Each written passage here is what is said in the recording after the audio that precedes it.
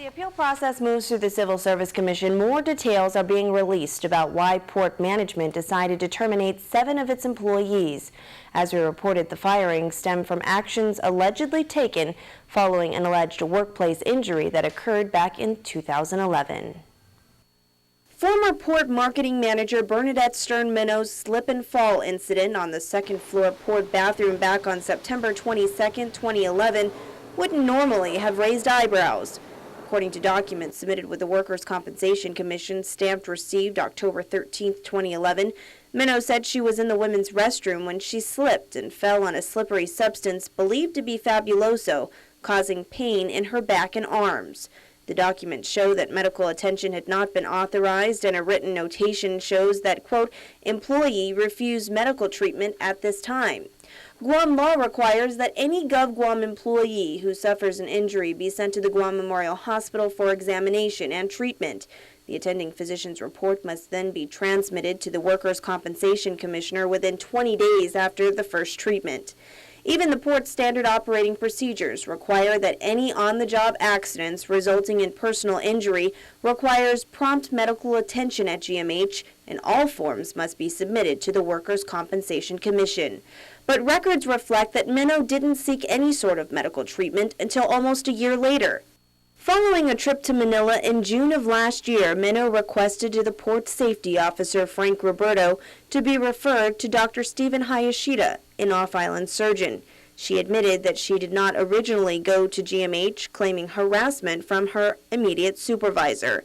Meno indicated that her back pain was so bad she could barely walk and was often hunched over while at work.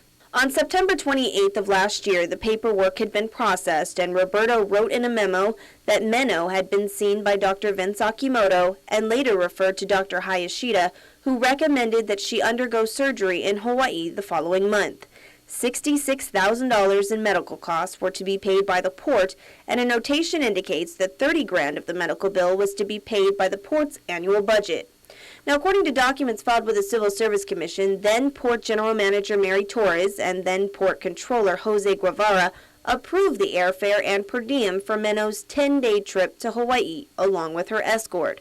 The Port had agreed to pay $1,500 for Meno's airfare, which included business class for her return flight following surgery, another $1,200 for her escort's airfare, and $1,425 for 10 days of per diem for the two. That document was stamped received by the GM's office on October 16th. But on that very same day, according to the Port's records, Torres and Guevara, along with then-Deputy GM Anisha Terlahi, also signed off on a travel request and authorization that not only increased the cost of the airfare, but extended Meno's trip to 15 days and increased her per diem by more than 300%, from $95 a day to $303 a day. The total advance, $4,554. Her escort was originally supposed to receive $47.50 in per diem a day, but approval was given for $101 per day for a total of $1,500. The total cost for travel and per diem for Meno ballooned to more than $7,500, while travel and per diem for her escort increased to more than $3,400. When that travel request and authorization hit Adelut for the Governor's Chief of Staff's review and approval, that's when red flags were raised due to the amount that was requested, more than $10,000 in travel and per diem costs and another $66,000 in medical expenses. This is when the Port Board stepped in and began investigating, and learned that Meno was on sick leave, but that had been changed and she was getting uncharged, fully paid administrative leave. Concerns were raised by management that there is nothing in Meno's record indicating that she is disabled or that her injury was caused on the job. In fact, according to legal counsel's report to the board, Meno was never entitled to receive fully paid work injury leave because the Workers' Compensation Commission didn't authorize and was not even informed that the Port was compensating her claim and never certified her injury.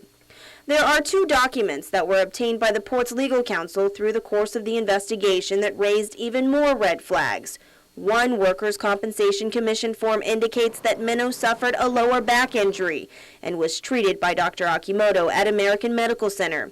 The document was signed by the Port Safety Administrator on August 23, 2011. 11 months after Meno's reported slip and fall.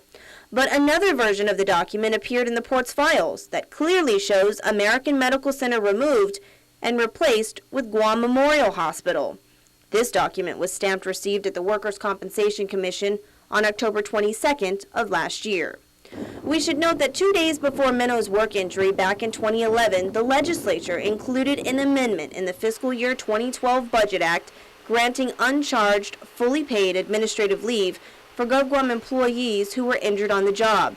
That means instead of receiving the previous $1,000 maximum a month, an injured employee would get their full salary while on leave. The law, however, requires that the injury be certified by the Workers' Compensation Program and the paid leave cease as soon as the employee is no longer eligible for the benefits. The rider was introduced by Meno's current employer, Senator Roy Respicio, who had initially introduced the measure in the form of Bill 254. Now, when her trip to Hawaii was canceled just days before she was set to leave off-island for surgery, Meno told management on October 29th that they needed to act quickly on her medical treatment to, quote, prevent paralysis. But port officials argue that when they learned of Meno's planned trip, the board instructed legal counsel to secure the medical care she claimed to need, but to do so legally.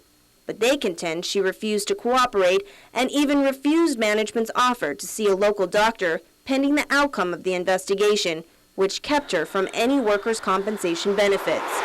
In her final adverse action, management accused Meno of refusing to cooperate and then showing up to work on November 14th without any sign of injury. She and other employees were later terminated, and Meno claimed that she was targeted by the Calvo administration and that her termination was political. Port management says her firing wasn't punishment, though, but an effort to protect the agency from future theft of time, money, and resources.